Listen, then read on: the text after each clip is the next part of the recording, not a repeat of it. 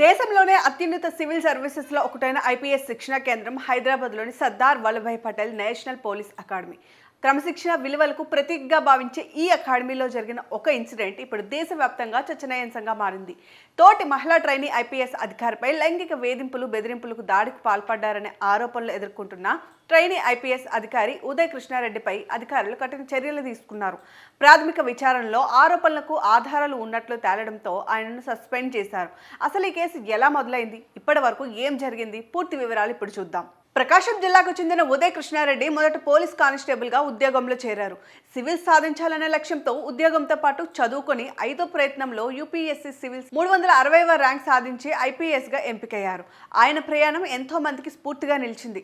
అనంతరం హైదరాబాద్లోని national police అకాడమీలో ట్రైనింగ్ ప్రారంభించారు. అయితే ట్రైనింగ్ సమయంలో కర్ణాటకకు చెందిన 30 ఏళ్ల మహిళా ట్రైనీ ఐపీఎస్ అధికారితో పరిచయం ఏర్పడింది. బాధితురాలి ఫిర్యాదు ప్రకారం జూన్ 23 నుంచి వాట్సాప్ ద్వారా అసభ్యకర సందేశాలు పంపుతూ వేధింపులకు పాల్పడినట్లు ఆరోపించారు. తాను స్పందించకపోయినా పదే పదే సంప్రదిస్తూ ఇబ్బందులకు గురిచేశారని పేర్కొన్నారు. ఆ తర్వాత పరిస్థితి మరింత తీవ్రంగా మారిందని బాధితురాలు ఆరోపించారు. ఈ నెల 8న తనను బలవంతంగా గదిలోనికి లాక్కెళ్లి మొబైల్ ఫోన్ పాస్వర్డ్ చెప్పేలా బెదిరించారని, మరుసటి రోజు జుట్టు పట్టుకొని గొంతు నులిమి మెడపై కత్తి పెట్టి భయభ్రాంతులకు గురిచేశారని ఫిర్యాదులు పేర్కొన్నారు. అలాగే వ్యక్తిగత వీడియోలను చూపించి బెదిరింపులకు పాల్పడ్డారని ఆరోపించారు.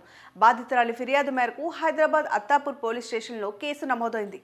పోలీసులు పలు సెక్షన్ల కింద కేసు నమోదు చేసి దర్యాప్తు ప్రారంభించారు. ఈ ఘటన వెలుగులోనికి రావడంతో జాతీయ స్థాయిలో చర్చ మొదలైంది. ఇదిలా ఉండగా కేసు నమోదైన అనంతరం ఉదయ్ కృష్ణారెడ్డి మోతీనగర్లోని తన బంధువుల ఇంట్లో శానిటైజర్ తాగి ఆత్మహత్యయత్నం చేసినట్లు సమాచారం. వెంటనే ఆయనను హాస్పిటల్కి తరలించగా ప్రస్తుతం చికిత్స పొందుతున్నారు. మరోవైపు ఈ ఘటనపై నేషనల్ పోలీస్ అకాడమీ అధికారులు అంతర్గత విచారణ చేపట్టారు. ప్రాథమిక విచారణలో ఆరోపణలకు ఆధారాలు ఉన్నట్లు తేలడంతో ఉదయ్ కృష్ణారెడ్డిని సస్పెండ్ చేస్తూ నిర్ణయం తీసుకున్నారు. పోలీసుల దర్యాప్తు, శాఖాపరమైన విచారణ కొనసాగుతున్నాయి. ఈ కేసులో తుది నిర్ణయం విచారణ ఫలితాల ఆధారంగా ఉండనుంది.